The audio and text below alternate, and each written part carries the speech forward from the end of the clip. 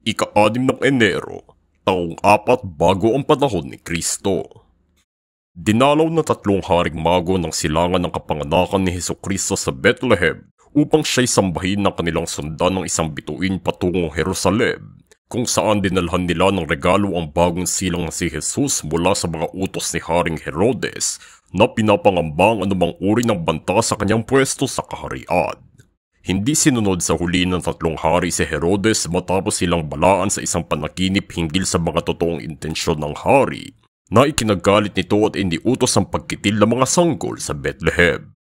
Ang pagdalaw na ito ay pinagdiriwang simula doon bilang ang Epipanya, bilang kinatawan ng pagpapakita ng Diyos Anak bilang isang tao sa mga hentil, na itinatak ng mga kanlurang tradisyon ng Kristyanismo sa araw na ito, habang sa silangang pagtuturo naman ay ginaganap ito sa ika-19 ng Enero.